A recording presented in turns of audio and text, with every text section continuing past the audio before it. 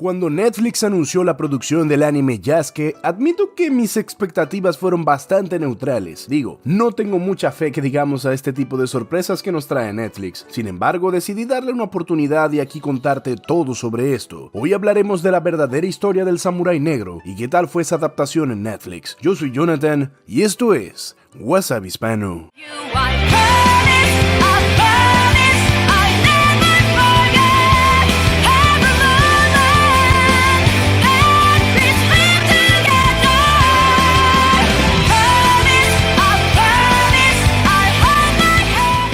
A principios del siglo XVI, los japoneses comenzaron a tener contacto con personas provenientes de África, ya que estos eran llevados a aquel país como esclavos de los misioneros jesuitas portugueses. Yasuke, un joven esclavo procedente de Mozambique, llegó a Japón como sirviente del grupo jesuita del italiano Alessandro Baligan. Oda Nobunaga, un poderoso daimyo, que es el hombre más poderoso de Japón, en el periodo Sengoku y de inicios del periodo Asuchi Momoyama, conoció a Yasuke en 1581. Este era llevado por el padre Organtin, el jefe de las delegaciones jesuitas. Nobunaga pidió que Sasuke fuera desvestido hasta la cintura y frotado para cerciorarse personalmente que su tono de piel negro como el carbón no era natural, pues creía que lo habían pintado así por diversión. Claro.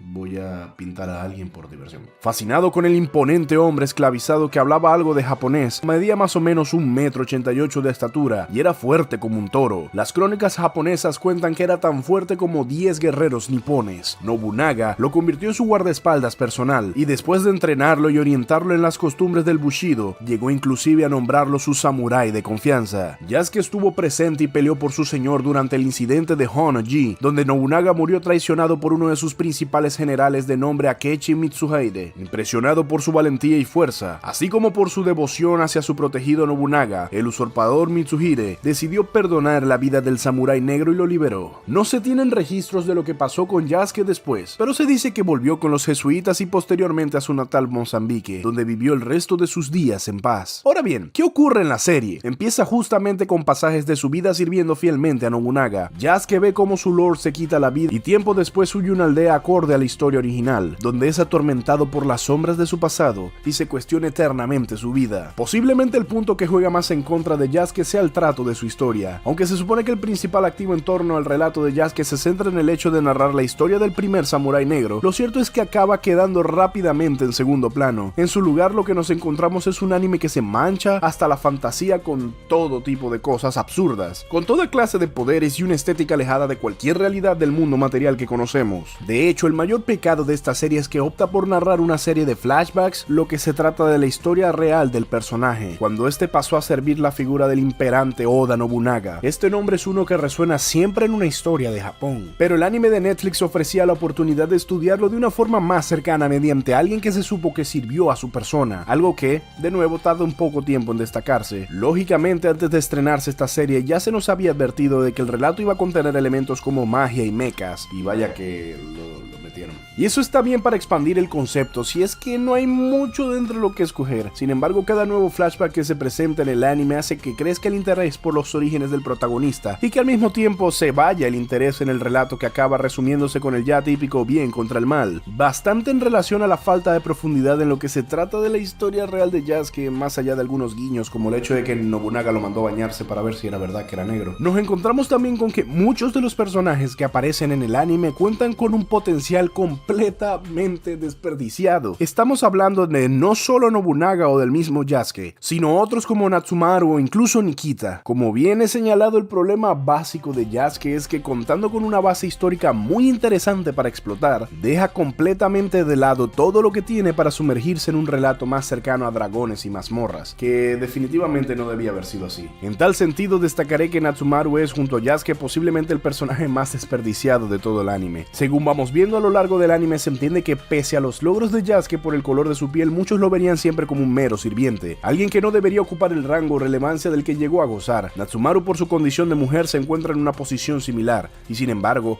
en prácticamente ningún momento vemos un esfuerzo real por demostrar la complejidad de la posición de ambos, un logro que pudiera haber sido muy explotado. En última instancia, Natsumaru acaba siendo utilizada como un mero reclamo romántico, típico del estereotipo más básico de la historia del héroe, para conseguir dar a Yasuke un impulso final durante durante la batalla final. Desde Netflix optan por rascar una superficie visitada ya en incontables ocasiones, y que podría haber hecho de igual forma con otros personajes que no hubieran sido Natsumaru o Yasuke. Al mismo tiempo es molesto ver que nos presentan a Oda Nobunaga genuinamente interesado en algo que nunca antes había visto, un hombre de piel negra, para acabar dejándolo de nuevo como un simple objeto de motivación de Yasuke. Aunque en el anime vemos claramente cómo Nobunaga se desprende de todo prejuicio para abrazar el enorme potencial de Yasuke, esto es de nuevo algo que queda sumamente superficial debido a que la estructura narrativa opta por apoyarse más en lo fantástico que en lo mínimamente histórico. Oda Nobunaga es una de esas figuras que definieron la historia de un país, y como tal cada nueva oportunidad de estudiarlo bajo una luz distinta es algo que debe exprimirse lo más posible. Su relación con el protagonista Yasuke era una de estas, y desafortunadamente pasó mayormente por alto. Esta precariedad en el trato de los personajes es algo que incluso ocurre en los cortes claramente secundarios, como Nikita y su grupo de mercenarios. Si bien se puede argumentar que la relevancia de estos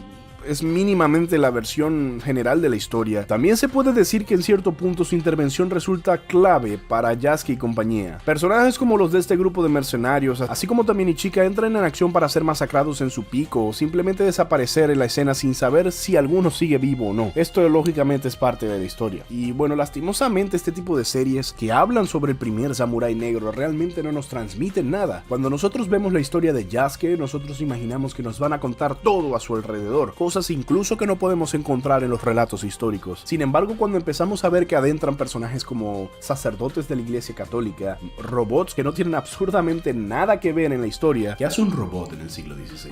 Por amor a Cristo. O incluso niños con un superpoder que no dicen de dónde viene y de dónde proviene y cómo rayos. O incluso niños con superpoderes que no dicen absolutamente nada de dónde viene su poder, hacen que la serie sea bastante mala. Sin embargo, vamos a hablar de su animación, y es que está siendo animada por el estudio MAPPA, estudio encargado de hacer animes muy buenos, pero también otros que dejan mucho que desear. La animación de Yasuke se ve que es baja en presupuesto y con escenarios planos y muy caricaturas de Estados Unidos. La verdad, MAPPA, aquí fallaste. Yasuke es desafortunadamente un anime que se queda muy por debajo de lo que podría haber sido, muy por debajo de mis expectativas. Las bases son magníficas y el potencial es inmenso, pero el desperdicio de ellos es de una misma entidad. En este punto el relato solo sirve como mero entretenimiento por sus duelos y quedará en mano de futuras interacciones del público para ver si realmente tiene algún valor. En mi caso, yo te digo, es bastante mala. Cuéntame tú si ya la viste, déjamelo abajo en los comentarios. Si el video te gustó, dale like y compártelo con tus amigos. Suscríbete y dale click a la campanita para que te llegue la notificación de cada vez que subo video. Te dejo mis redes sociales, subo contenido a diario y unos memes preciosos. Yo soy Jonathan y nos vemos